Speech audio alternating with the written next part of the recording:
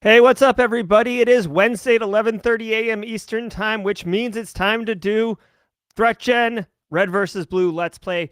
Last week, we had a great episode with Alex Goodwin, who's a very seasoned player in the platform, go through and play through and show his experience and answer some interesting questions for some of the users and players of the platform. And this week, I wanted to kind of flip the script. We are going to be joined by Rob Brown, who is a cybersecurity practitioner. He migrated from the education space into SOC analyst role. Now he's working in the GRC side. He's got a couple years under his belt. He's got a couple cycles in the ThreatGEN platform. But from a user's perspective, from a game player's perspective, and from a practitioner's perspective, coming into the platform, what kind of questions, what kind of points of confusion, what kind of areas can we leverage to learn how to be a better practitioner and, frankly, kick butt at being a better game player? So today, sit back, relax. There's going to be a lot of high engagement with chat. I'm super excited. Rob's super excited. So if you got any questions, if you want to engage, drop the questions in chat. We'll be throwing them on stage as we go. Sit back, relax, and let's have a good time.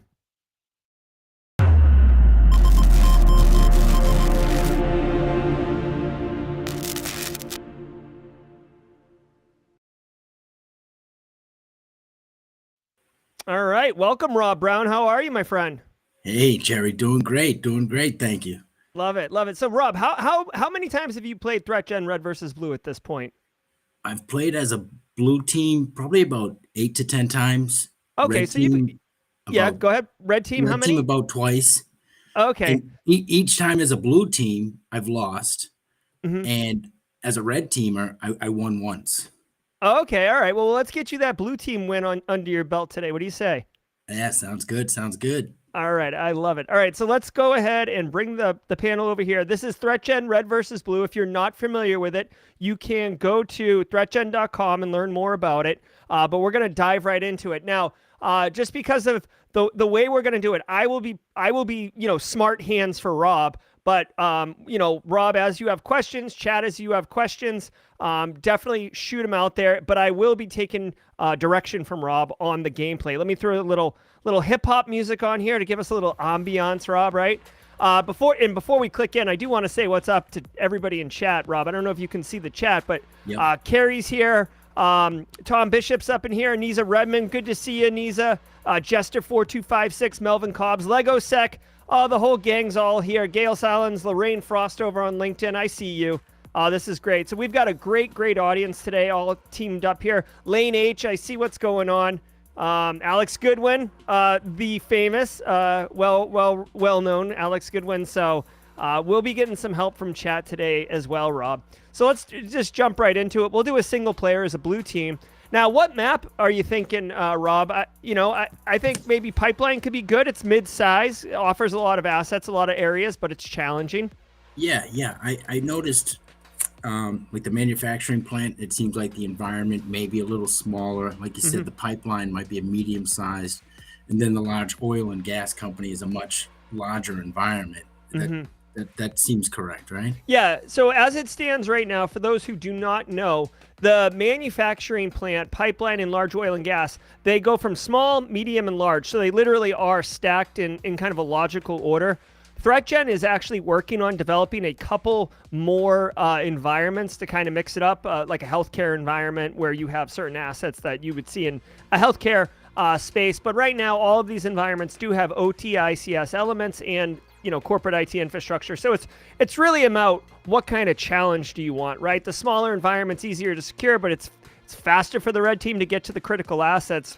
Large oil and gas is a bear to secure effectively, but obviously there's a lot of noise for the red team to get confused in. But I'll defer to you, Rob. Where do you want to go today? Let's go with the Pipeline. All right, one Pipeline. So every time you start red versus blue, you do get this kind of splash screen that gives you a little bit of a understanding of the story. But then the most important part is this paragraph at the bottom that identifies the win conditions. So it's important to note that the game does teach you more about how to be a practitioner and how certain terminology and key concepts and stuff. But it is a game also, so you want to achieve those wins. So we can eliminate all vulnerabilities, which is the all clear win, and we can increase threat intelligence score to 100%, basically finding the threat actors and getting them arrested and out of our life forever. And then we can weather the storm, which is basically just surviving and outlasting the red team. So let's get into it, Rob. Yeah, and Jerry, feel free to critique my decision making as well. And, all right, will do. And chat, feel free to critique Rob's decision making too. It's a live roast on Rob. All right, so Rob, if I may, go to the skill tree unless you have some thoughts on the network diagram here. Yeah, let's take a look at the skill tree. Okay, so here's the skill tree. These are all the here. Let me get rid of the banner too, so everybody can see what's actually going on here. So you can see in the skill tree, at the top left, there's $50,000. That's our budget, right? Because Rob's the CISO, and we have 3 junior analysts reporting to Rob. This is our threat intelligence score. Hopefully this goes up to 100 and we win. This is our P&L. If that goes down, we lose. And these are the number of turns and time left to take a turn. So, Rob, the world is your oyster. Where would you like to invest your time and money and resources? Well, I think I can hear your voice in the back of my head saying, if we don't know what we have in the environment, how are we going to protect it? Yep. So I've pretty much each game I've started out, I've done. Let's do an asset inventory. All right, solid move. Who doesn't like a good asset inventory? It's the first guy. NIST cybersecurity framework. It's literally step 1. CIS controls. It's literally step 1 and 2. So I'm with you 100%, Rob, all day. Should we implement a SIM? You want to do a SIM? We could do a SIM. All right. Like when you choose the SIM, that ends up opening up more options for the tree. Yes, that's exactly right. So it is scaffolded and staged, so you can't do endpoint detection if you don't have a SIM, which is kind of correlates with real life. I mean, you can have EDRs without SIMs, but for holistic, comprehensive information security, you would want a SIM so you can actually have a centralized dashboard where everything's reporting in. What else? You've got one more analyst. The gateway firewall. So the gateway firewall, this is huge. So guys, really quick, if you see, this is the internet and this is our corporate infrastructure and there is nothing protecting anything. So gateway firewall, let's throw some PAs right in there or Fortinet, whatever it is. And that'll show up next turn. We still have one analyst, Rob, because the gateway firewall costs 0 resources. We inherited it from the previous CISO. Where do you want to go? You got 20 seconds, Rob. Let's can you scroll down just a little bit? Let's go back up. How about vulnerability mapping? Vulnerability mapping, let's do it. All right, so that should give us some awareness of where our vulnerabilities are in the environment. I will say that vulnerability mapping is akin to saying like, oh, we have Windows machines in the environment. What Windows vulnerabilities are there versus a more involved vulnerability scan, which would be putting an appliance on the network and scanning against it. So a little bit cheaper, but a little less quality on what you're finding. All right, so we've got our SIM installed, Rob, and we've got our firewall. You can see right here, this baby looks pretty. That's very nice. All right. Excellent. We've got 2 of our analysts still busting their hump right here. 1 on vulnerability mapping and 2 on asset inventory. So that's gonna, two more days on asset inventory. It's gonna take a minute. Yeah, let's head over to the tree. All right. Maybe. Well, that takes 2 analysts. What do you think about?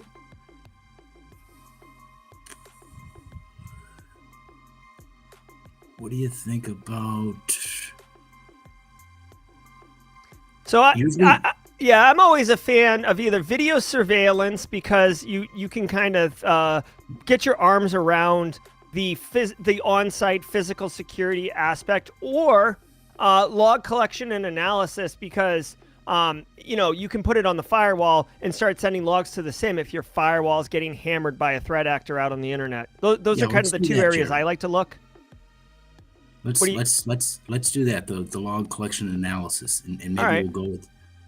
All right, so we'll do it on the firewall. Get a vibe to see if we're getting hammered on the firewall there. Let's see how chat's doing over here. All right, so vuln hunting is nerfed without asset inventory. So, unfortunately, it sounds like this is a really good point Alex Goodwin brings up. So, in real life, you might have an idea of what assets you have in your environment, kind of. Oh, we're a Windows shop. We're a Cisco shop. But without having the actual asset inventory done, by doing vulnerability mapping, we don't know what technologies we need to actually go look up.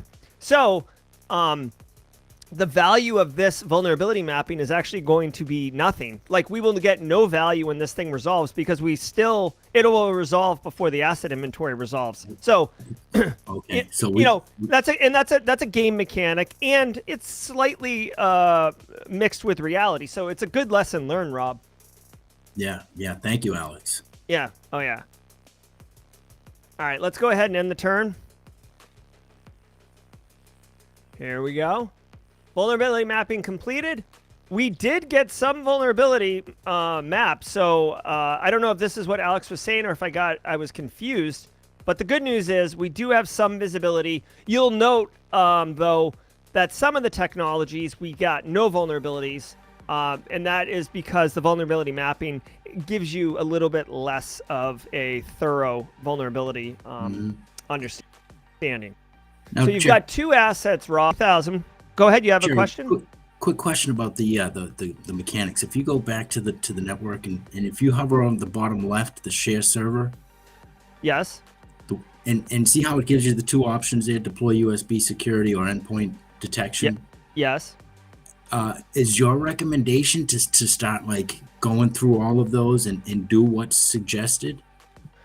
Okay, so this is an interesting point, and this gets into a philosophical discussion of how you like to approach information security programs. So for me personally, when I play, I don't really do USB security. In the game mechanic way, this is going to prevent a malicious USB drop and Carl, plugging it in somewhere. But for me, the bang for your buck, it's just there's too many places to stick a USB in.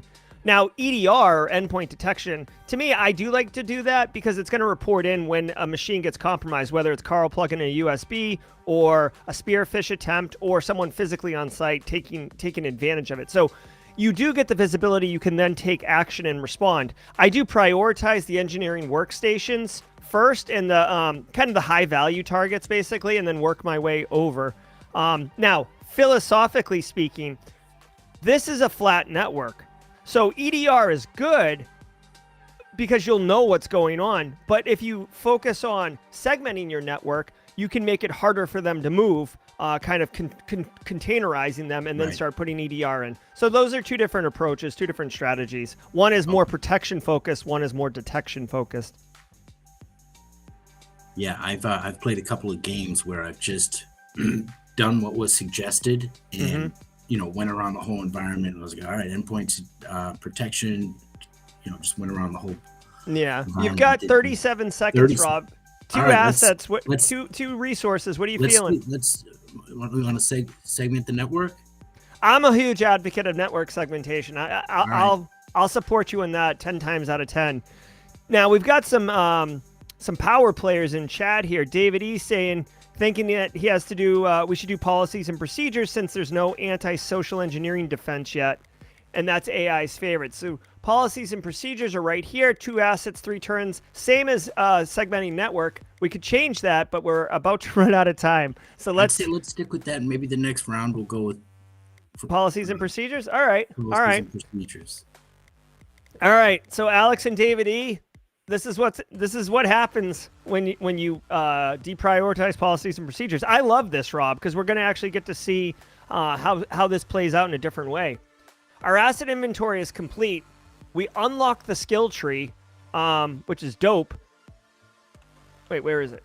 Where's our skill tree? Oh, that isn't tied to a skill tree. I'm sorry. Our ability to do vulnerability assessment and stuff like that is now improved, which is good. All right, so we have one asset, one asset, and that asset, two of our assets are contained for the next 2 turns. So you basically have one asset for 2 turns, Rob.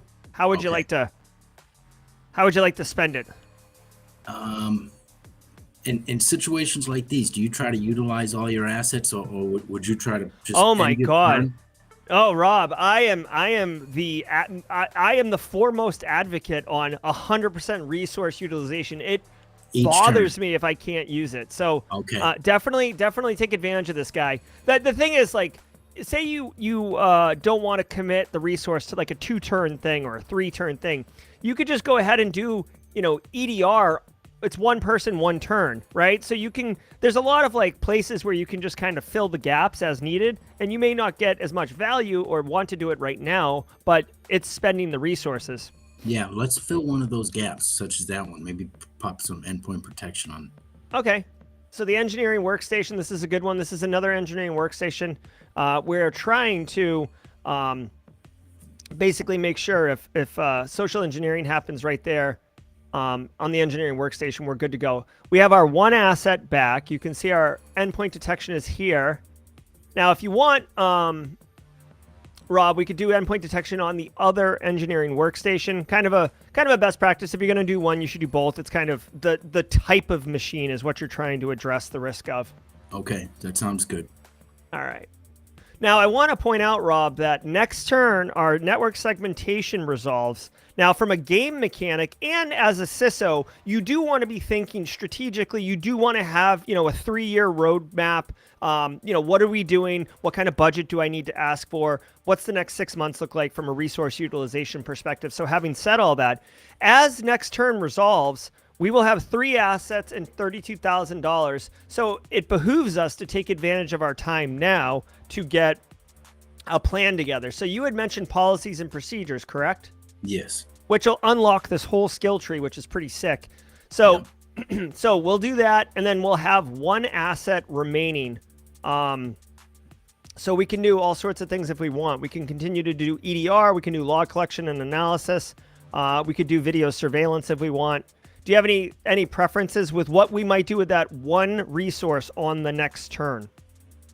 I've never went with the video surveillance. Why don't we give that a try? Okay, so next turn we can do video surveillance. It's $10,000. Very expensive. You think that'll be... I like video surveillance. We might be a little late in the game. It's turn 5. Well, maybe it's not that late. It's turn 5. The thing is, if you do the video surveillance, this is another thing to really consider.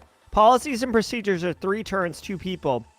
Video surveillance is 3 turns, 1 person. So you'll effectively not have any actions or any game state changes for 3 full turns while the red team is just doing whatever the red team does. Yeah, so you got to be careful with that. I'm going to go ahead and end this. All right, so the seasoned players are talking about X risks and all this. I was jealous of Alex Goodwin. He managed to get 102% utilization. The bug that caused that was fixed, which means I'll never be able to do it unless I find another bug. Okay, so Rob Brown, you have just segmented the network. Nice. Winning. Okay, so now, we've compartmentalized this a bit. We've got our 3 resources as we talked about. The anti-Jerry fix, yes, of course. Okay, so what do you want to do with our 3 assets? Policies and procedures. We definitely. Procedures. Yep. And now we've got one. Yep. In the real world situation, policies and procedures. Like if we're just starting a company and that should be done in the first year, first months. So that is a funny question, because if you look at any academic approach to information security, policies and procedures are the first thing, because based on the policy is how you choose technologies, based on the policy is processes how you implement things. Like, is remote access allowed? Yes or no? What's the policy say? oh, it's allowed, but it has to be administered through IT, and the standard says it's team viewer only. Okay, let's go ahead and implement that. But that isn't really, okay, so that's the academic thing, right? In real life, right? So in real life, when I'm a CISO and I get into a new place, multi-factor authentication, security awareness training, and EDR or SIM. Like, these are the three things that, like, I don't even need to know what your policies are. I don't need to know what our current state of anything is. These three things I need to prioritize because they're so important that a policy isn't going to do anything. Now, a policy, to me, even though it's supposed to be one of the first things, a policy to me is where if you put out the immediate fires and address the immediate thing, it's like you're building a house, Rob, and you're going to live on the property. So the first thing you do is build like a tent or a makeshift shelter that you can live in today while you build your house over here. That makeshift shelter is MFA and SIM and EDR and stuff like that. So you get that, then you build your foundation. And that's where you start doing policies and procedures. Now, really quick, Rob, since I flipped out about that, we are doing policies and procedures. I know you mentioned the video surveillance. If you want to do that, we could also put EDR on these critical assets as well. Your choice. Yeah, I'd say let's put EDR on the critical assets. Okay, so let's start. Let's start over here with the terminal server, where they possibly could get in first, and then we'll rotate around the horn here. And you can see our two guys are basically our two ladies. Whomever they are working diligently on policies and procedures. Okay, and then let's do the database here. Actually, well, yeah, let's do the database. There could be an argument made, Rob. We are doing host-based endpoint detection, and we could be doing network-based log collection analysis, which is kind of like endpoint detection effectively. I know it's not an endpoint, but if the threat actor's in our environment right now and they're having to now pivot through the different environments since we segmented, the log collection analysis on the firewalls would actually notify us of where they are and what they're hitting versus the EDR of the databases. But it's your. I'm not saying it's your choice. Yeah. Yeah. Let's, so, anyways, yeah, go ahead. Just so you know, Alex Goodwin desperately wants us to put EDR on the SCADA PCS. Okay. All right. Next turn. I think we okay. ran Next out turn. of Yeah, we're good. All right, let's do it. Alex Goodwin for the win. Okay, here we go. So this is the Alex Goodwin turn. Yeah. There you go. He's SCADA PCS. Yeah. I love it. Okay, so now as I mentioned earlier, our resources are going to resolve policies and procedures. Effectively, we're going to resolve next turn. So we will have 3 resources. We have 2.5 minutes. So I'd like to casually, like, Rob, you and I just went to the retreat down in Cabo, and at the retreat we're talking about 2023 plans. What are we doing? What initiatives are important? We've got 2 minutes left at the Vista down in Cabo. Let's look at our 2023 plan. How do you want to spend our 3 resources in the coming turn? Well, that's going to open up the unlock that whole middle field there. So maybe. Yeah, that's true. Multi-factor authentication. I love multi-factor authentication. In the context of the game, it's going to help defend against password attacks, improper access, and social engineering attacks. Huge value for that. It is 2 people, 3 turns, so it does take a minute. Perhaps we can continue this. Yeah, what about one vulnerability I've seen that pops up often is default passwords. Yeah. I think enforce strong passwords is how we get rid of default passwords. Mm-hmm. Correct me if I'm wrong, Chad, on that one, but I think enforce strong passwords addresses weak passwords and eliminates default passwords. Although you may have to just address default passwords, like with system hardening, maybe. Hold on 1 second. Let me see. We definitely have a default password somewhere. This one. So change default creds is an actual action that you have to take. It's not. Yeah. So enforce strong passwords only eliminates the weak passwords, not the default ones. So we'll have to make a decision there. Okay. And also, I want to point out, Rob, not to overwhelm you, but in our 2023 plan, we should also think about vulnerability assessments as well, because we did vulnerability mapping, but it didn't unlock, it didn't discover everything. So there is that, and we want to install network sensors as well. So this. So probably MFA and the sensors on the next turn. I think the vulnerability assessment takes up two. Yeah, 2 for 3 turns, and you'll want to. Unfortunately, you'll want to do ICS safe testing methods first before, or else you potentially knock over a piece of operational technology and send it offline, which is a real thing. Which is a real thing in real life. Now ICS. Yeah, industrial control systems. So for those who may not know, this left side of the map, the green and the purple and the red, this is more common what you'll see at most businesses, right? You've got your IT infrastructure, like your Active Directory, your email server. Then you have your user LAN, which is where, Rob and I work, like our workstations and stuff like that, finance, accounting, marketing, etc. Here's where people remote in and stuff like that. Not all, but most businesses have this infrastructure. In a business that is manufacturing or oil and gas or even medical, they could have operational technology or industrial control systems, which are very specialized and do very specific things. They might vent gas into the air, or they might do some type of chemical treatment or something like that. And they're very, very important systems, and they operate over here on the right side. And as I mentioned, if you run a vulnerability scanner, those devices may not be prepared to handle the interrogation of a vulnerability scanner and could knock it offline. A famous example that doesn't exactly map to operational technology is back in the 90s. It was really common for a vulnerability scanner to screw up HP printers, and they would just spew out pages with a bunch of gobbledygook on it. So if you ever came in and there was a ton of papers on the ground, it meant that the security team ran a scanner. All right. So, Rob, we've got 3 people, and we are operating. So what do we want to do? You said MFA? Yeah, we'll go with the MFA. And now do you want to do EDR, or do you want to do log collection analysis on the firewalls? What are you feeling? Yeah, let's collect some logs. I feel like we haven't really done much of that. All right. So where do you want to go?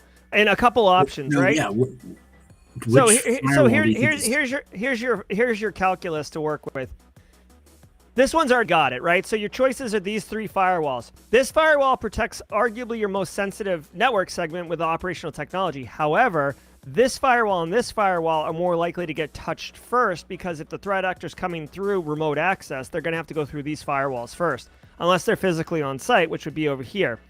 If they came through the personally, I would deprioritize this one, because if they're coming through this way or this way, this is the more interesting area. So the question is this one or this one is what I would argue. Let's go with that one on the left. All right, the DMZ. One. There we go. All right, so great choices. Robert Moritz asks really quickly, is ThreatGEN free to play, or do they have a free or low cost version?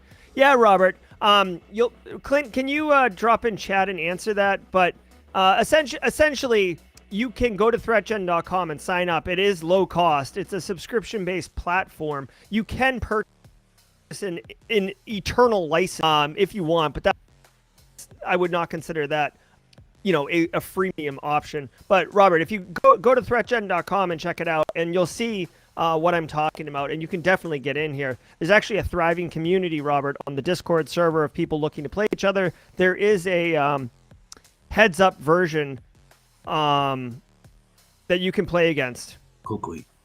Yeah. Okay. Hold on one second. Are you good with your camera on there, Rob? Yeah. I told that's my wife. She wanted to play, Jerry. Okay, all right. Well, hey, you know what? ThreatGEN Red versus Blue is equal opportunity. Everyone's invited. You've got one asset available for the next 2 turns, Rob. What are you feeling? Where do you want to go? You want to do some log collection analysis? You want to look at the skill tree?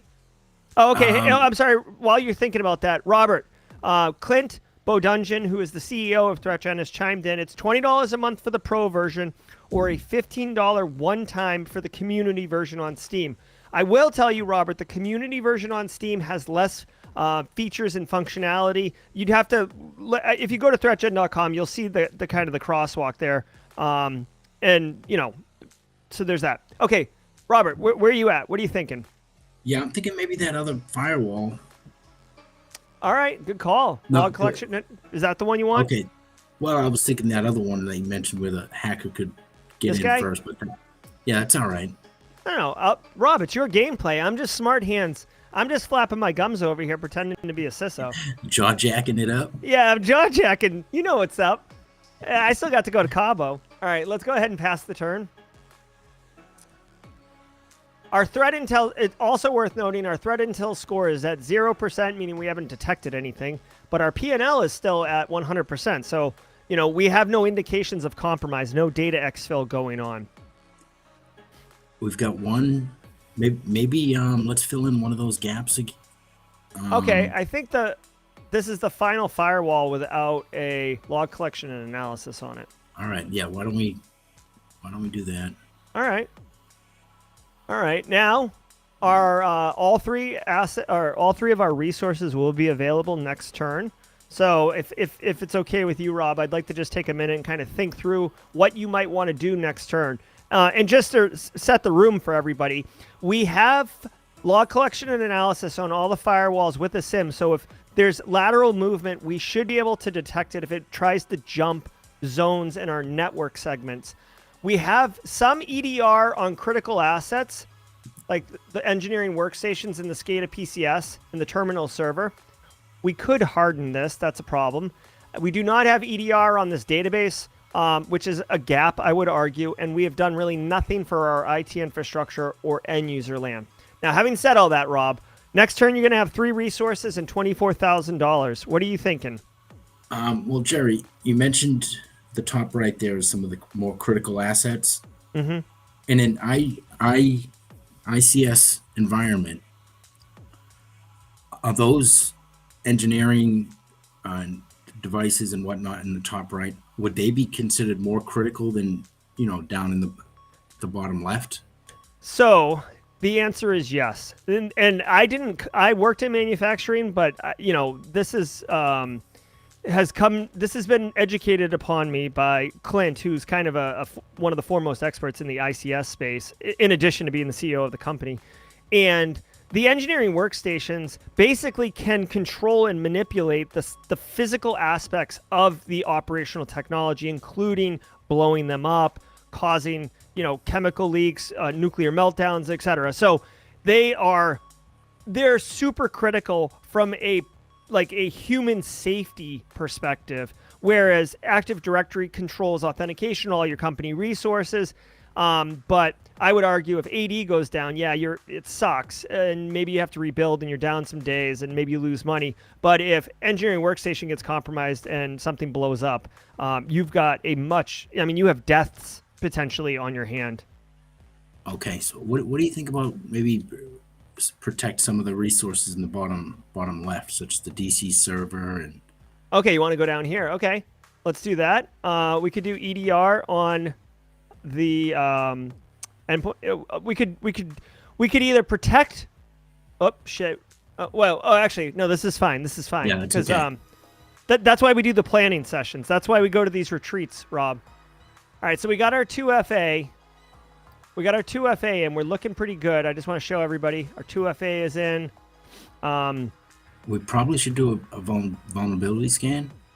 We could do that. I would just encourage you to vulnerability assessment. Do safe testing first, so you don't knock over a piece of OT. Okay. Good suggestion. Let's do that. All right, so we'll do that, which means we'll have to wait 2 turns before we can do our vulnerability assessment. Technically, we could activate it next turn, so it resolves after. But what else would you like to do? We could harden the RDP. Looks like some of our... I'm almost going to consider David E. and Alex Goodwin our external consultants, right? Like, we hired them. They're from a Big Four firm, and they're coming in and helping us with our approach to securing our assets, which is not an uncommon practice, by the way. It's very, very common to hire one of these professional services companies to come in, look at your situation, give you an assessment, and then, you know, kind of a roadmap. So anyways, they are suggesting harden RDP as a potential option. I think that's what they're asking for right now is the harden. Yeah, RDP. I'd say let's go for it. Carrie wanted to see us blow something up. Well, we're the good guys. We're defending. Come on. All right. We got one more resource. What are you feeling? What about the that server on the top, the desktop on the top left? What is This guy? The one with the shield? Oh, okay. It has no antivirus. Let's give it some antivirus. Solid move. Solid move. I like it. Okay. Let's continue.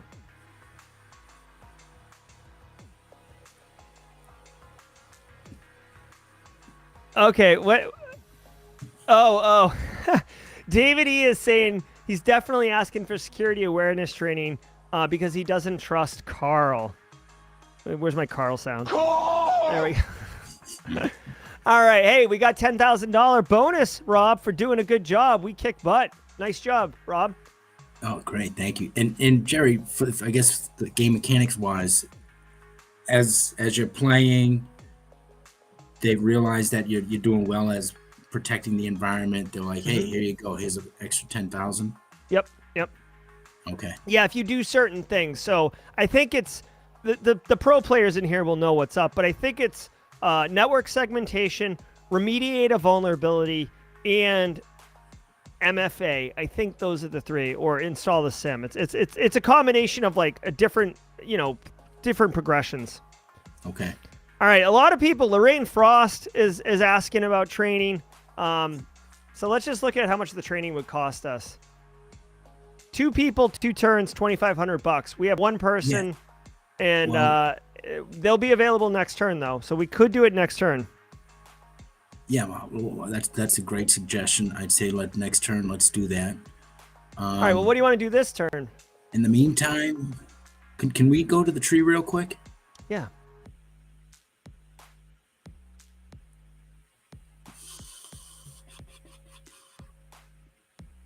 Can be a little overwhelming, right? Yeah, I feel like enforce strong passwords. Do you think that might be worth it? Yeah, definitely. That'll eliminate all the weak passwords in the environment, so I could get down with that. Let's go for it. All right, let's do it. Cool. All right.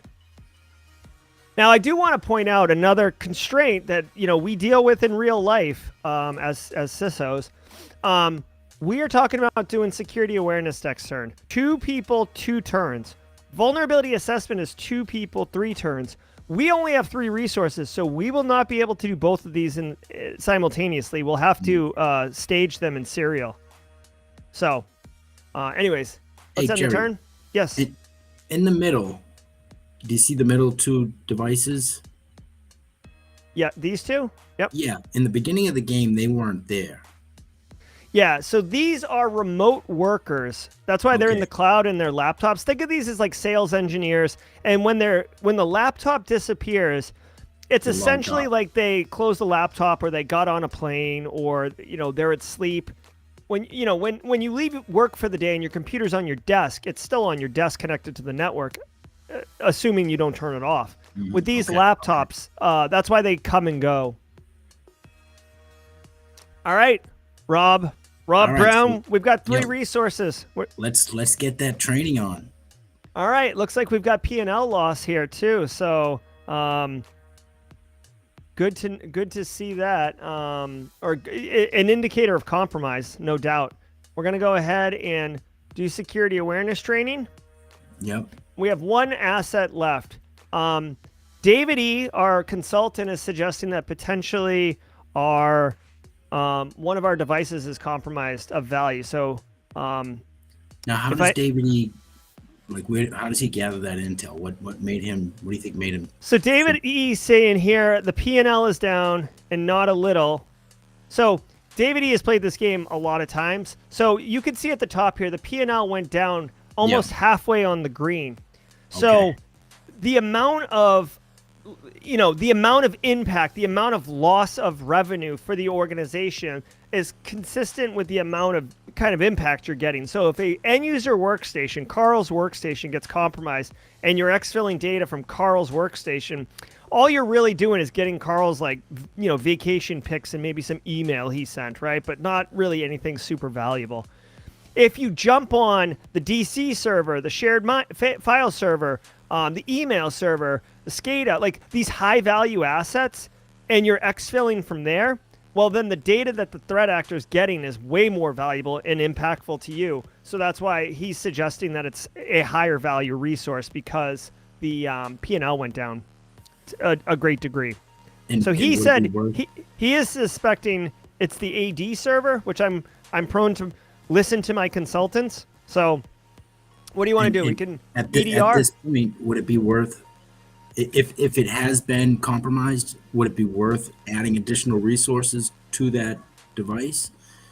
If it were me, I would put EDR on it at this point. By hardening it, if it's already compromised, threat actors probably got persistence on it, and they're going to be able to get back in, and the hardening's not going to do anything. Yeah, so we'll put EDR in, which should notify us if there is an active compromise on it, hopefully. Let's go ahead and pass the turn. The good news is, if they're in our IT infrastructure, that means they're not over in our OT infrastructure, and they're not going to blow us up. Let's look at our action queue. We were able to install EDR on the DC server. Let's go ahead and look around this database right here doesn't have EDR. Another high value asset is a database. So I would suggest EDR here as well, just to kind of cover our bases. Suggestion taken. All right. So we're going to go ahead and queue that up. We're on turn 15. David E says it could be an end user workstation. A lot of those games were before P&L values increase. All right. Well, whatever. It's still a good practice to have EDR on there. See, we have maximum defenses against social engineering. Nice job, Rob. Nice job, Rob. Excellent. Thank you. Thank you, guys. All right. So, hey, we just put EDR on this machine, and it was, in fact, compromised. So this is what our EDR is telling us. So now we're feeling good. We have 3 resources. And, Rob, this is going to, and for guys in chat, this is going to start getting a little bit into the game mechanics on the way things resolve. So just be mindful of that. But the question is, Rob, do you want to activate incident response and get this issue remedied? Cleaned up? Yeah.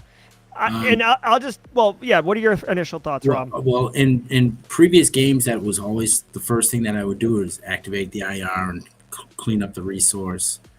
Now, leaving it there, do they have the possibility to do any sort of lateral movement? Oh, yeah, possibly. They are in this box. We know it.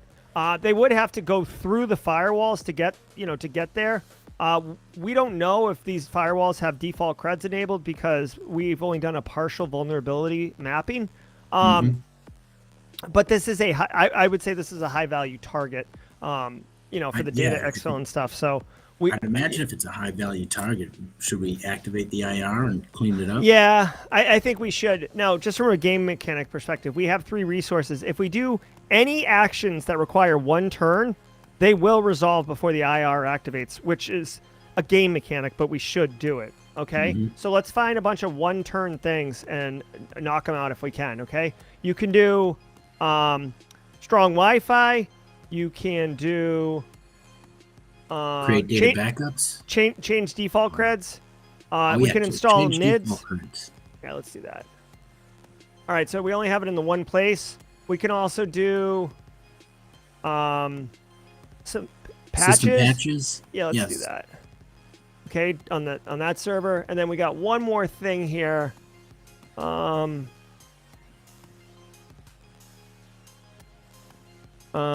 Okay, on the DMZ wireless. All right, so we're hearing here PCS NIDs, DMZ NIDs to catch that lateral movement. So let's look at that really quickly. We'll take that guidance. So we could stick it in the DMZ. Rob, or we could stick it over here if we want. What are you thinking? The DMZ. Okay, let's do that. And then let's activate IR. Now you can see, because it is a queue, you know, this is going to resolve, then this, and then IR will be activated. Again, it's a game mechanic, but we want to do 100% resource utilization. All right, activate IR. We're on, Rob. All right. Rob, we have ransomware. Ooh. We have ransomware in the environment. This is not good, but we have activated IR, so we can take care of this, okay?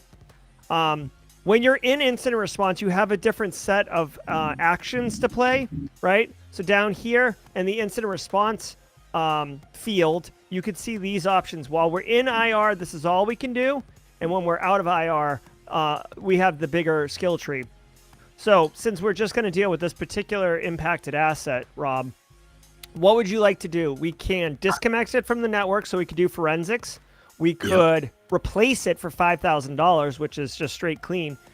We could clean the asset, although it was made clear to me that cleaning it is actually not great because it'll just get the guy out of there, but the box will still be ransomwared. So it's not a good option on that. So what was the other? So yeah, I would say your best choices are replace. You could disconnect it and gather forensics if that's your bag, or you could replace it, which is the fastest way, so you get back to work. Right. I've in the past I've always just went with replacing it. Okay. But I had a question with gathering forensics.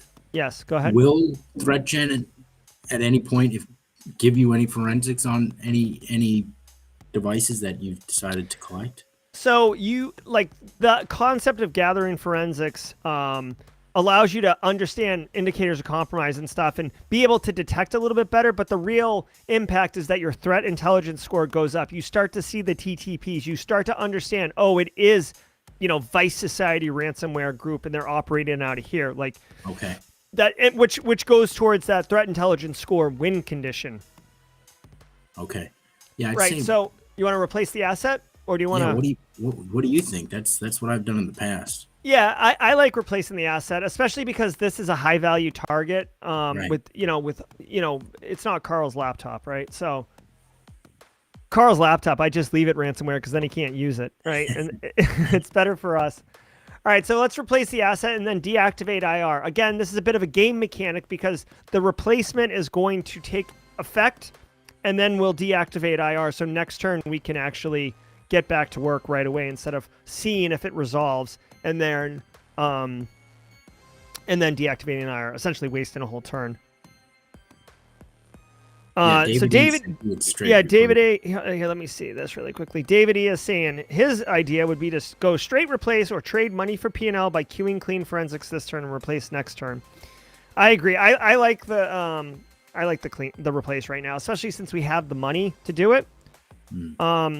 But I want to say what's up to Leighton Kennedy. Oh crap! I did hit deactivate IR, didn't I? Okay, so asset replaced and IR deactivated. So way to go! Thumbs up. Incident response. Yes, nice Rob. Job, nice job. Nailed it. Okay, so let's get back to work. Obviously, the threat actor is interested in this asset, so that's a problem. We have 3 resources. We've got lots of opportunity here. I'd say if let's maybe do some Well, all right. Well, do you think a vulnerability assessment is necessary at this time? Yeah, I definitely would. So we can start picking off the low-hanging fruit. It's a good call. So we'll do vulnerability assessment. That way we can find where, things don't have antivirus, for example, or default creds, and go with that. So that's going to take 2 turns to resolve. We do have one person for a couple turns here. We can implement strong Wi-Fi. They were here in the PMZ database, so I don't know if they did spear phishing or if they came on site. It's difficult for me to know. Okay. But if they're on site, they can get to the wireless from the parking lot. Right. I'd say let's continue to fill in one of the gaps with one of those critical devices. Okay. All right. So let's take a look here. These devices all have what they need. This is all good. This is all good. Now our domain controller, we could do system hardening, or we could start putting EDR on the mail server and the file server. Those are options. Yeah, why don't we do that? We feel like we've abandoned those guys. Yeah, the IT infrastructure. All right, so I don't know how it does it in the context of the game, but to me, I would prioritize the mail server only because email. Everybody knows email, but email is such a critical business function. People use it all the time, every day, all the time. It's super important to know what's going on. The file server is also important, but I would prioritize that. But what do you want to do? Yeah, that sounds like a good idea. All right, so we'll put EDR on that. Pass the turn. All right, so Alex Goodwin's saying prioritize AV vols. David E is asking, suggesting we go for budget. We could request a budget. It takes 3 turns, which is a while, and we are getting low on the cash. Sheesh. What do you think? Do you want to go for budget now, Rob, or do you want to keep patching things? You know, I've never requested additional budgeting. Oh, it feels good when you get it. Yeah, let's do it. Yeah, let's wash ourselves here. Let's do this. Let's request budget. Do I have a money one? Yeah. Straight cash, homie. There we go. All right, so we've got our assets. Yeah. All right, so let's go ahead and pass the turn. And how much budget will they? It depends. I think 50 grand, which is pretty solid. Okay. Who doesn't like 50,000, right? All right, so our resources are fully booked up right now, so we can't do anything. So let's just pass the turn and hope. Okay. Hope is really not a strategy for information security. All right, here we go. Next level security, Rob. Nailed it. Vulnerability assessment completed. Love it. Now we have full visibility, and our budget request could resolve next turn. So let's start looking at our critical assets. This DMZ server, which is pretty important, is got patches missing. This has got patches missing. Yeah.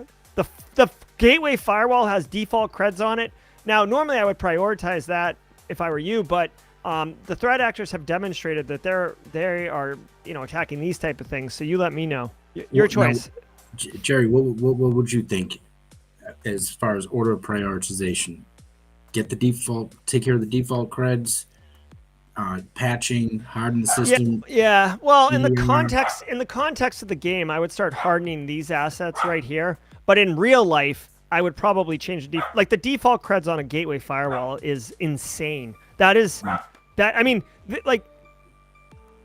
If the gateway firewall had default creds, it would have been popped within 6 hours of being deployed.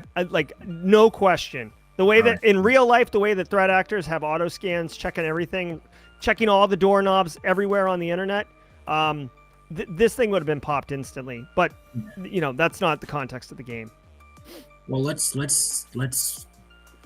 treat it like a real deal situation. Okay. Yeah, maybe take care of the default creds. Okay. We got a couple turns here, and then maybe harden the system. All right, so you want to focus all efforts on the gateway firewall right now? Yeah, on this turn. Okay. All right, let's go ahead and pass the turn. Give me 1 second, Rob.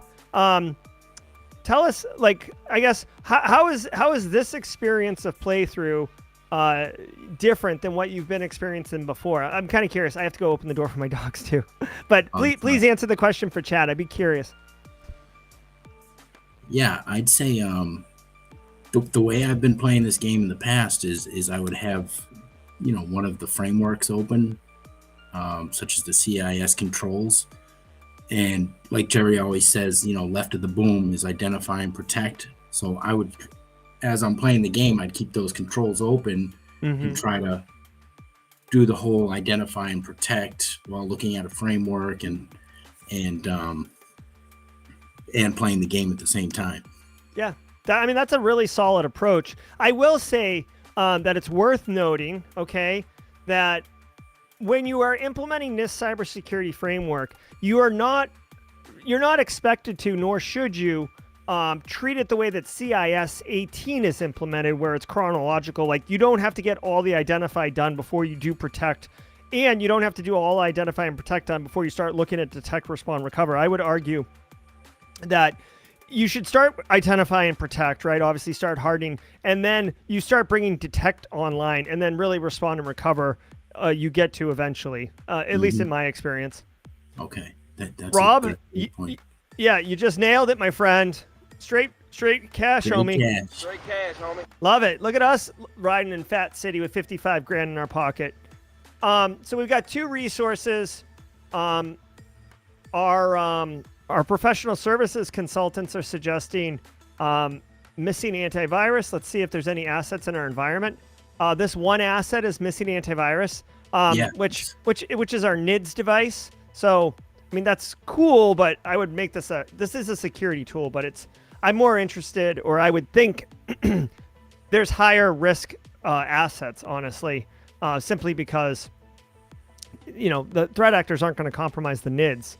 Okay. And you know what I mean? Like it just, they may want to do it to hide, but we have EDR all over the place. So we would EDR, detect them anyways. Maybe harden some machines. Yeah.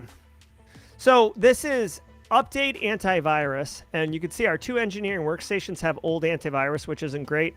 The DC and the mail server also have outdated antivirus. I think that would be a priority. We also have system patches, system hardening for the databases here. Yeah, I'd say let's do some system hardening. All right, so let's see where the hardening is. There we go. Oops, well, I accidentally clicked the wrong thing. No USB security for you. So let me see. You want to do system hardening where we can? Yeah. Yep. All right. So Alex Goodwin is losing his mind. He wants us to fix the X-Risk AV vulns unless you want them spearfished. He's talking about these right here. These two engineering workstations, basically, his concern is that end user who sits at that workstation gets spearfished, and all of a sudden, that box is owned because antivirus doesn't detect it and quarantine the malware payload. Now, from the game perspective, what would help protect that? Didn't we do system security awareness training? Would something like that? We did, which would reduce the chances of the spearfish hitting, but not eliminate the chance. Right. Okay. So what do you want to do? We can do patches or antivirus. Antivirus. All right, there we go. All right. Alex Goodwin is happy that he wrote that report and delivered it to us. As all professional services people do, that's always the deliverable. All right, our system is wicked hard.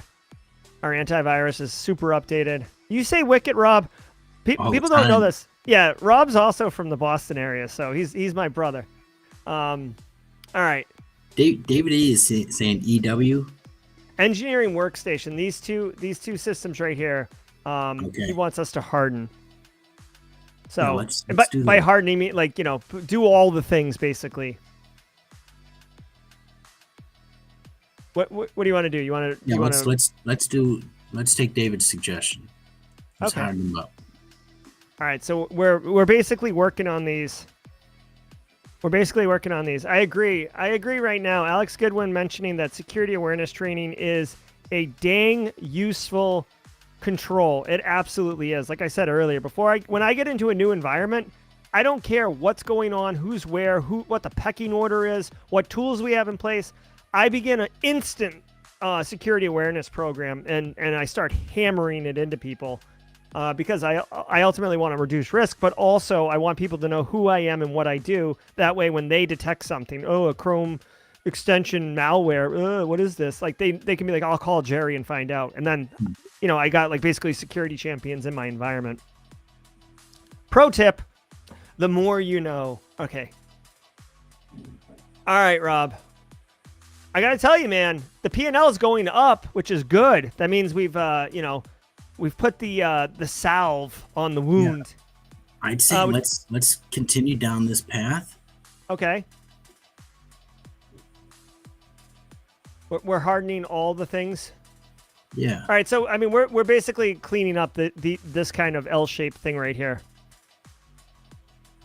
All right, so David's saying that he wants to make sure that we're focusing on antivirus. Red would probably trip the DMZ firewall, log collection analysis before being able to use other vectors. Okay, where's our antivirus issues? A couple places, but not too bad. Not too bad. I'm just looking really quickly for everybody's sake. So the DMZ NIDS is one place, and updating AV is the domain controller in the email server. So, All right. Good talk, everybody. We're playing ThreatGEN Red versus Blue. You can get more information at ThreatGEN.com. You got 2 people available for this turn, Rob, and then next turn you'll have all 3 if you do one turn things. What do you say some of those users' devices up in the top right? Top right over here? Top left, rather, sorry. Okay, yeah. So we have no visibility really into this environment.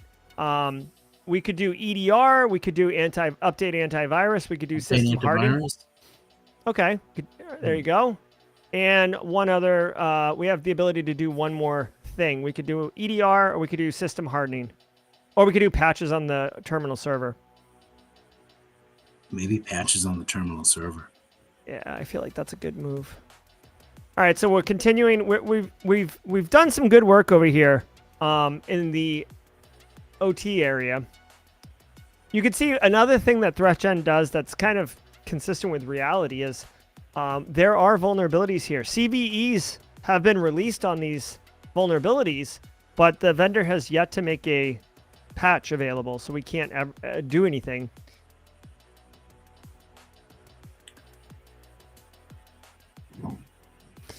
All right. Let's see. All right, Rob. Again, you're killing it. P&L is up to an all-time high. You're looking good for that bonus at the end of the year, Rob. We are in November. I'd say keep it rocking. Okay. Unless you've got another suggestion from the. No. I mean, this is the job. Rinse and repeat. Rinse and repeat. Right? Yeah. Keep it rocking. All right. So, do you want to focus on our end users over here, or do you want to focus on IT infrastructure, or basically, you've kind of hardened a lot of the stuff over here, minus the Wi-Fi and stuff. So it's kind of the IT infrastructure, or the Go ahead. I'd say the end users. Let's give them a little love. Okay. All right. Do you want to do EDR? Do you want to detect if there's problems there, or do you want to stop problems from showing up? I'd like to stop some problems. Okay, so let's do hardening and hardening. Okay, so these are going to take 2 turns. Alex Goodwin's talking about VPN potentially. But we're executing on. I do like that we're giving the end users some love, hardening their systems, probably making it more difficult for them to use their computers, but ultimately protecting themselves from themselves. Those are going to take 2 turns, or you've got 2 assets locked in for one more turn, Rob. So we can continue to work on the end users with doing EDR if we'd like to do that. Yeah, let's give them a little EDR. Yep. Okay. There we go. Keep an eye on these guys. Carrie's talking about working on stopping the problem. If Carl's under the end users. All right, you've got 3 full assets available, $55,000 basically. And, world's Jerry, your oyster. Go ahead. Jerry, you want to get jiggy with it? Yeah, man, let's do it. What do you think about a pen test? Whoa! Okay. I don't think I've ever executed a pen test. Very expensive, but let's do it. I've never done it either. I figured we had the cash, so we're live on stream. Let's go. Now, a pen test that identifies vulns 0 days increases the chance of budget requests, which is always nice. Some environments, such as ICS, can suffer adverse effects from traditional pen testing methods without proper precautions. ICS safe testing. A vulnerability assessment is required prior to pen testing. Okay. Now, we have done ICS safe testing, so we're good. We've got 1 asset available. And we're about to call in the hooded hacking people. I love it, Rob. I love it. Yeah, that's one good thing I like about the game. They do give a description on each of the moves you can make. Yeah. And there's also somewhere there's a glossary. Yep. There's a Which wiki. is Yeah. super helpful. So let's maybe What do you want to do with your one asset? Maybe the bottom left. And This one? yeah, let's say the DC server. Oh, the DC server. Yeah. Antivirus. Fix that up. The antivirus. Yeah. I like it. Okay. Let's go ahead and pass the turn. And since we're doing a pen test, you know what I got to put on, Rob? You got the shades? No, I can't put the full shades on, but I can go full, a hacker. There we go. Yes. Nice. Yes. Okay. Red team unite. All right. So that's going to take 2 turns to resolve, or 3 turns, excuse me. So we've got 1 resource for a couple turns. What are you feeling, Rob? Yeah, continue down with the resource in the bottom left there. This guy? Jerry, yeah, that sounds good. I think even the music has changed since we implemented the pen test. It's kind of like, yeah, it's a little more edgy, isn't it? yeah. All right, let's go. I can't wait for the pen test. They're in our environment right now. Kerber roasting all over the place. LLMNR. Okay. How many turns did that take? 3? 3, yeah. So they'll resolve next turn. Okay. We got nothing to do this turn except go hit up happy hour, right? San Diego, 12:30. Go get happy hour. They somehow started hours before happy hour should. That's left coast life, right, Rob? Yeah, half off tacos. Oh my God. I would just eat double. I love tacos. All right, let's check it out. Pen test completed. Cybersecurity white hat. Nice, man. All aspects of vulnerability assessment at least once. Don't get complacent, though. What did the pen test find? Ooh. Let's see what we got here. 0 day, no patch available. Yay. Weak password. Weak password. Didn't we do strong passwords? Yeah, we did that. So how's that how do we have? That's weird. Maybe the pen test found the weak password. Yep. And a bunch of no patches available. Engineering workstation, weak password. So I guess, Rob, maybe in the context of the game and game players, let us know. Yeah, what? Is when you use a pen test and discover it, are you supposed to have to do enforce strong passwords again? Is that a temporal state, the enforce strong passwords? Let me know in chat. But Rob, you got 3 people and 2 minutes to decide how to spend them. Now that we got jiggy with it, I can pull up the action tree, or you can give a general approach. I'd say let's get the action tree and see what needs to be patched. Okay. All right, I like that. Now that I'm no longer Hacker Hoodie here, let's see what has to be patched. Well, I guess first, if I may, let's look for a missing AV. That one thing right there. Okay, so nothing new there. And you said patched, so let's look at patches. Oh, there's a couple choices, Rob. There's a couple choices. Yeah, just throw a dot, right? Yes. I'd say. Ooh. Let's go with the guys in the bottom right. The guys in the bottom right? Okay. Now, we can't patch those yet because in the world of OT, you have to get vendor certified. And this is a real thing. If you guys didn't know this, like, if this is like some, Rockwell encabulator, and I'm an IT guy, if I go touch this thing, I could probably mess it up a lot. Oh, wait. Hey, you got to make a decision. You got 30 seconds. All right, let's go up to the top right. Okay, patch. Yep, patch them the up. things. All right. All right, great. Thank you. Yeah. We got one. Oh, wait. They're all taken. Okay. Yeah. Anyways, I was saying the Rockwell encabulator, if you touch this thing, you could break it. So a lot of actual vendors will require you to hire them. They'll sell it to you, and then you're required to sign up with them, and they do your maintenance for you annually. Which seems like a racket to me, but it is what it is. Okay. Continuing on, we've got 3 resources. Rob, you're doing great, by the way, my friend. What do you want to do? We can look around at assets. We can go to the skill tree. Yeah, let's go to the skill tree again. Okay. Network traffic. So these are more of your protection mechanisms, right? VPNing for remote users. You could redo the strong passwords. You could do strong Wi-Fi. You could also do detection stuff, so EDR and NIDS. David E. mentioned if you do ICS NIDS, you will get an extra staff member, so you'll get a 4th resource, which is kind of cool. All right, yeah, that's a good idea. Yeah, I would take one of those. We could use the help, right, Rob? Anytime, yeah. Yeah. What else you feeling? Jerry, have we if you go back to the tree, Yes. any of the encrypted network traffic? Yeah, we could do that. Let's see what it does.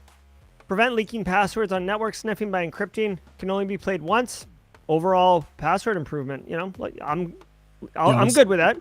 Yeah. I will say that you typically don't see it internal network encryption. It's a control that you obviously can do, but a lot of organizations are like, oh, like it's fine. You got one more resource.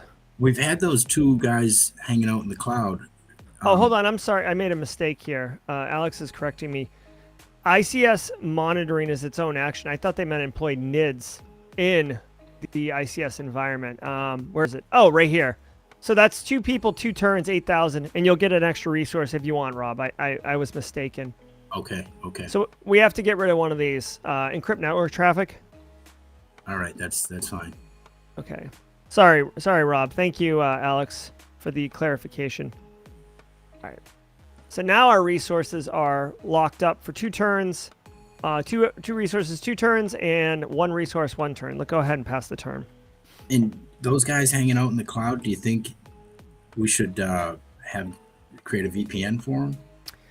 It is a good move because if Jeff or Steph come on site or they VPN into the engineering workstation, which is not uncommon. Jeff could be an engineer and he doesn't want to come in over the weekend to vent the gas, so he sets up a remote access and jumps in. So a VPN would actually prevent from that attack. Okay. So it's pretty good. You want to look at it? Yeah, one person, two. It's 1 person, 2 turns, 5,000. Plenty of money, plenty of resources. Let's do it. All right. I like that move. Let's go ahead and pass the turn. Now, when we're only still at 5%. Yep. What are some of the things that kind of make that go up? So if we have, so Rob's asking about this threat intelligence score at the top. This score is based on our blue team defenders' visibility and awareness of the red team or the threat actor, our opponent in this game. Now, if this gets to 100, we win the game. And Rob's question was, how does this thing go up? Well, when there's a compromised asset, we can do forensics on it, which gives us some value. But also, and correct me if I'm wrong, chat, when you have these NIDS devices right here, they will detect and see, and think of them as like a tripwire with bells on it, right? Like you don't know where they are, but you know that they're around and doing stuff. So your threat intelligence score can go up that way as well. NIDS lighting up. Okay, so David E answers the question quite well. NIDS lighting up, which is what I just described. EDR lighting up, so endpoint detection, and then forensics, doing forensics on an endpoint. Okay. So these are how you do it, this is a nice breakdown. Very good. Also, if we get someone arrested or kicked off site, it can go up as well. I think the NIDS in the middle, that needed, I forget if it was a patch update.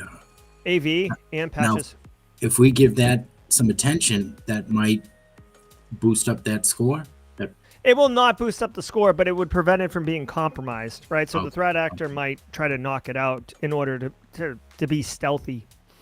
All right. Well, Jerry, I'd say let's what are your thoughts here? I mean, I've been ignoring this asset, but installing antivirus is a good move. All right, let's do it. Let's do it. All right. Hey, we got 4 resources now as well, so well done on that. We can do EDR. We can do more. We can add more NIDs. If our goal is to get that threat intelligence score up, there's options here. Yeah, let's see if we can maybe, I don't know, change our strategy and see if we can start boosting that up. See. All right. Well, then let's put NIDs in everywhere, right? Because you do it once and it's good to go for the rest of the game. So we'll put it right here, and we'll pass the turn. Let's see. Hello, ITPR guy. Good to see you. VPN installed, remote access defense. Rob, you are CISOing your face off right now, and I love it. It's good. So let's just following your strategy here. We'll install the final NIDs, okay? And now EDR would be a good one, or I guess you could do video surveillance, but it's kind of late in the game to do that. We have educated our staff. We could do, so this is a long-term play, but you could do security skills training, which is relatively new. But the reason I like it is because you can do threat hunting, which is looking to see if a machine is compromised. And the cool thing is you can do it while you're in incident response, which allows you to completely utilize all your resources. Okay. So that's one potential path for you. Another is to install EDR on all the devices. You know what I mean? Like, start working through that. Let's install some EDRs. Oh, hold on one second. We can. I'm sorry. Alex Goodwin brings up a good point. We can install log collection analysis, which is basically like EDR.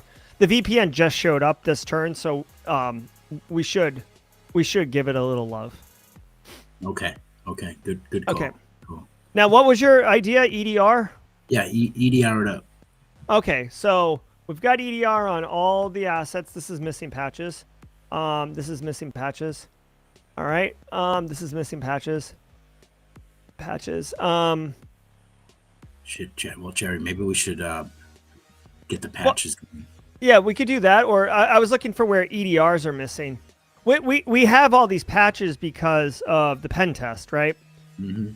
Right. Classic pen test report. Patch all your things. So I guess your choice is putting EDR on the rest of the devices or starting patching on devices. Oh boy, decisions. I'd say let's, actually, I'm feeling the patches. I think. Okay, and what priority do you want to do them in? The top right. Okay.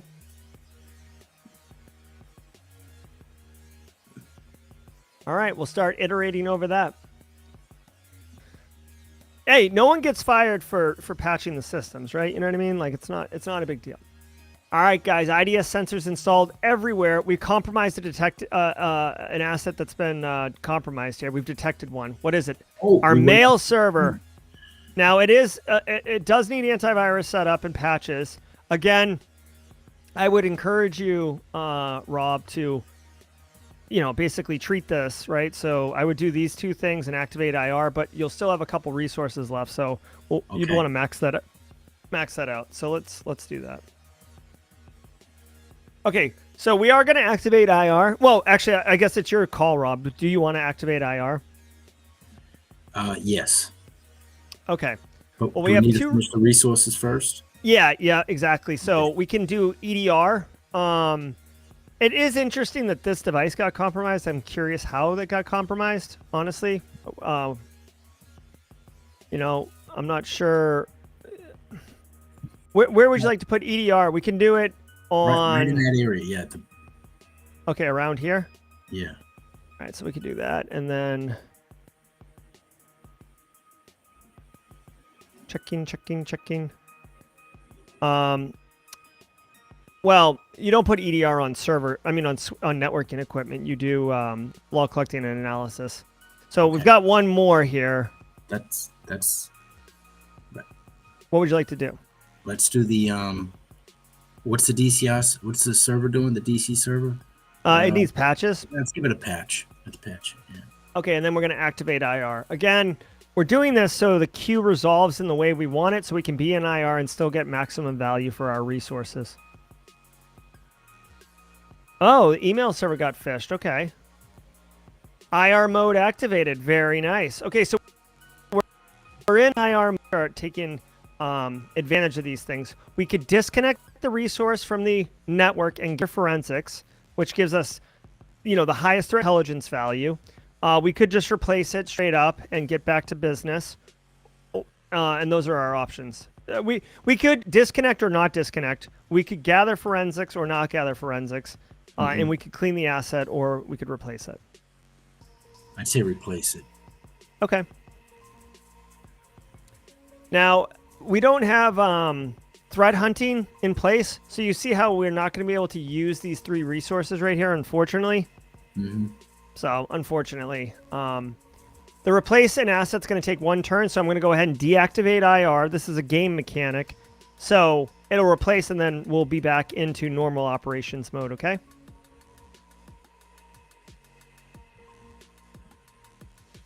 Oh, wow. All right. Asset replaced. Congratulations. You're looking great, Rob. Hey, back to normal. We've got another one. The top oh, right. crap. That is not good. That is not good at all. This is really not good. This is an engineer workstation. Okay. That's a critical.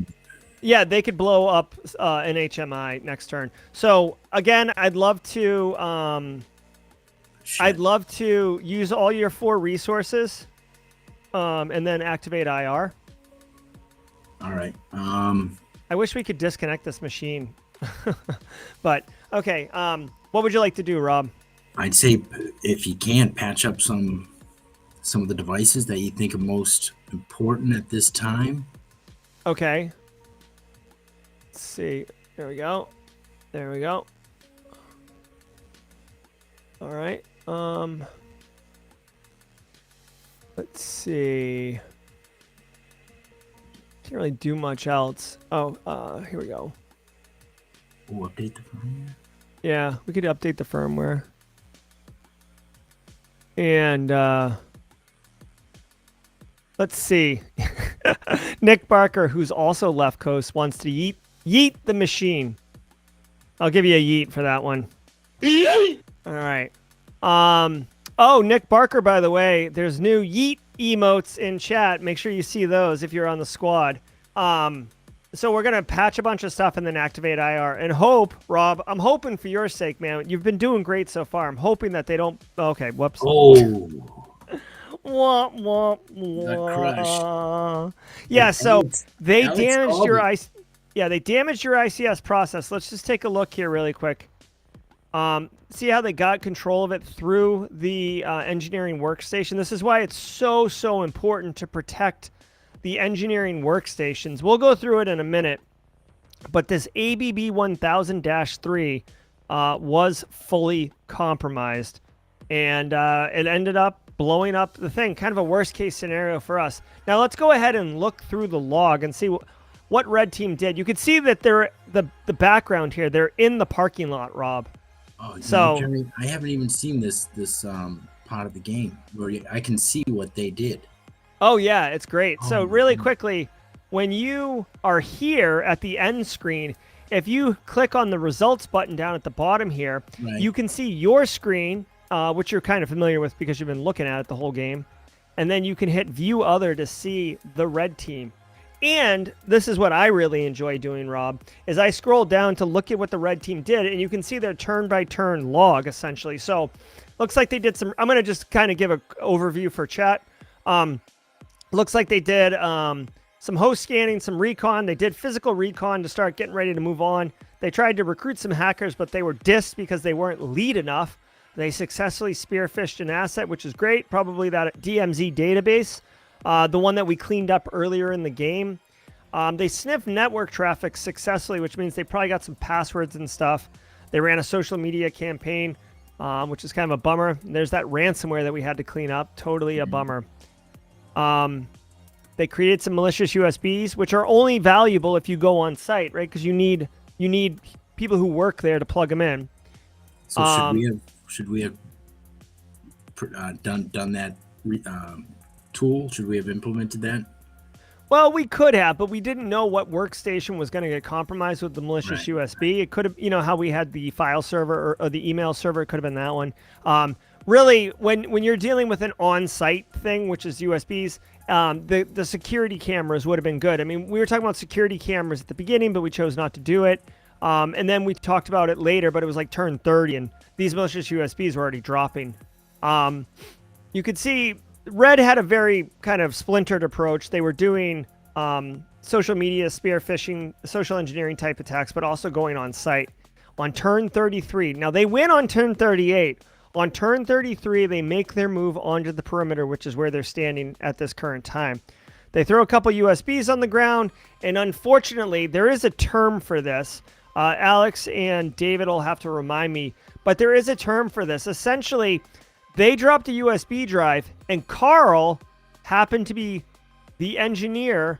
So the end user who operates at this workstation right here picked up that USB drive in the parking lot and, like a total donkey, came into work, sat down at the engineering workstation and plugged it in, which immediately called back to the threat actor and allowed them to access through proxy this ABB 100 right here.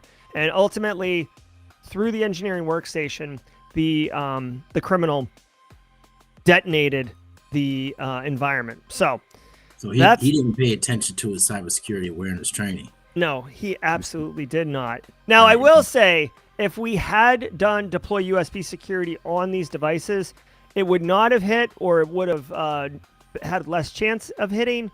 But these are really the only two assets I honestly think you should ever do deploy USB security, and I don't prioritize it that often. So well, that was fun. That was still yeah, it was a good time. Let's actually just look at how we did, though. We are the blue team.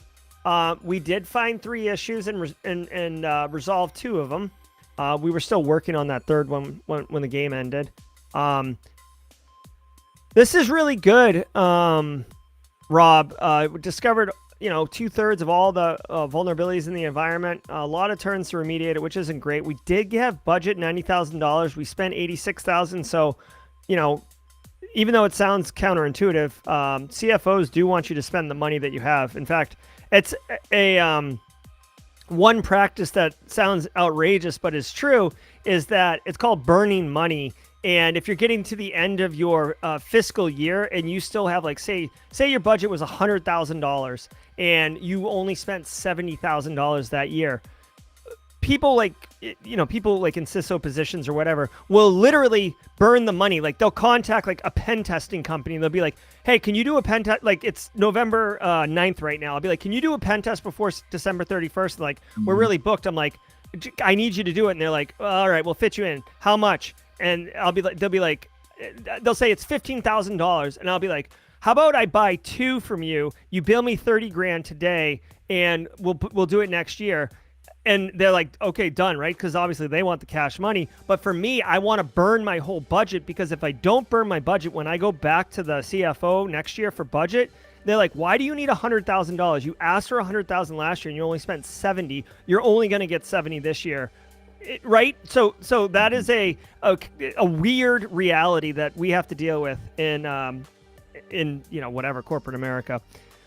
Just a final run through here. Our threat intelligence score was 15%. Staff utilization, 96%. We got a little toasted on incident response, I think. But overall, great job, Rob. Really, pleased. We didn't get you the win today, but I feel like I'll keep trying. we did all right. So, Rob, any final thoughts around gameplay? I think Clint heard you say how you don't usually prioritize the USB drop, and he did something on the back end. Yeah, he's back there, on the keyboards, tickling him. No, but I think this game is definitely, no matter what level of cyber or infosec you're in, there's so much you can gain from what you could have done, how to do it, and what each of the resources mean. And so I've enjoyed playing it so far. It's been fun. Oh, great. Well, I really appreciate you, Rob, volunteering to come on, to be on stream. It's not easy thing to be live on stream, so I genuinely appreciate it. Well played. Gail Salins asks if this this experience will be live on replay. It will be, Gail. You'll be able to watch it on ThreatGEN's YouTube channel or Simply Cyber's YouTube channel, but I encourage you, check it out on either of those platforms. Rob did a fantastic job. We did explain a lot of decision making, so there's value from a information security practitioner perspective as well as a gameplay perspective. So and the guys in chat as well, very helpful. Oh yeah, Alex and David are professional services consultants, D&E consulting. I love it. I mean, not D&E, DNA consulting. DNA. That's pretty good. I will call it that. All right. Well, thanks so much to Rob Brown for being our guest player today. I'm Gerald Ogier. He's Rob Brown. Next week, we'll be doing another Let's Play at 11:30 a.m. Eastern Time. So definitely hit the bell for notifications if you want to be reminded when we go live, or just put a note in your calendar for Wednesdays at 11:30 a.m. Clint Dungeon will be back for next week, so he'll be back in the saddle with the hat, and we'll have a great stream for you with the gameplay to be determined. So stay tuned to the Discord server or to the social medias, and we'll let you know how it goes. Thanks, everybody, and until next time, we'll see you.